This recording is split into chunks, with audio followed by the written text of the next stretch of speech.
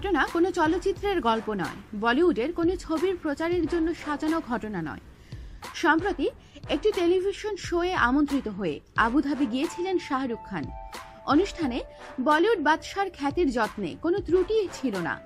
ছোট্ট আলাপচারিতা শেষে সেখানকার এক টেলিভিশন উপস্থাপক ও মডেল নিশানকে সঙ্গে নিয়ে গাড়িতে হোটেলের উদ্দেশ্যে রওনা দেন শাহরুখ। তখনও তিনি জানতেন না তার জন্য কত বড় বিপদ অপেক্ষা করছে।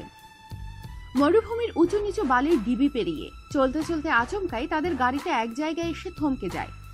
গাড়ি থেকে নেমে চালক দেখতে যান ঠিক কি হয়েছে, আর তখনই বিপদ আন্দাজ করেন বলিউড বাদশাহ। শাহরুখ বুঝতে পারেন তাদের গাড়িটি মরুভূমির চোরাবালিতে ফেসে গিয়েছে এবং তা ক্রমশ তলিয়ে যাচ্ছে বালির মধ্যে। ইতিমধ্যেই সেই চোরাবালিতে নেমে বুক পর্যন্ত আটকে গিয়েছেন গাড়ির চালক। কোনো রকমে গাড়ির ছাদে উঠে প্রাণ বাঁচানোর চেষ্টা করতে থাকেন শাহরুখ।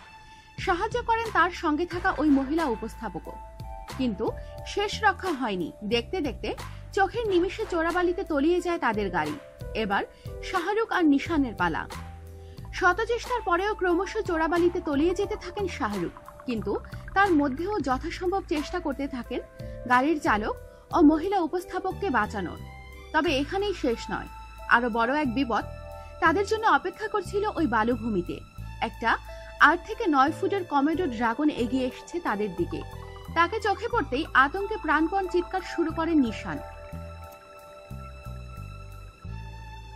গাড়ির চালক ততক্ষণে গলা পর্যন্ত ডুবে গিয়েছেন চোরাবালিতে, আর তখন তার চিৎকার করারও উপায় নেই। কিং খান বালি ছিটিয়ে কমেডো ড্রাগনটিকে তাড়ানোর চেষ্টা করছেন। দেখতে দেখতে তাদের খুব কাছে এসে পড়ল সেই বিশাল কমেডো ড্রাগনটি। পায়ের তলায় চোরাবালি টানছে পাতালের দিকে। চোরাবালি থেকেও কোনো রকম বেঁচে উপরে উঠতে পারলেও কমেডো ড্রাগনের হাত থেকে বাঁচার উপায় কি?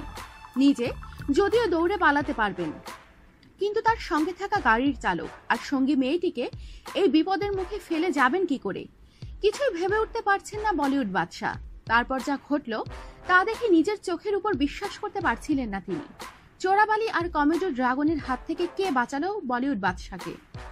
এই ঘটনায় বেজায় চটে যান শাহরুখ খান।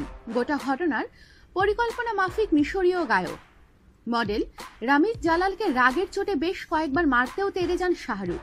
রমিজ বহুবার তার হাতে পায়ে ধরে ক্ষমা চাইলেও শান্ত হতে পারেননি বলিউড বাদশাহ। তবে শুধু শাহরুখই নন, এর আগেও রমিজ জালালের এই ধরনের মশকরার শিকার হয়েছেন আরো অনেক সেলিব্রিটি। তাদের মধ্যে প্যারিস হিলটন, অ্যান্টনিও ব্যান্ডার্স উল্লেখযোগ্য। আমাদের সাথেই থাকুন আর সাবস্ক্রাইব করুন।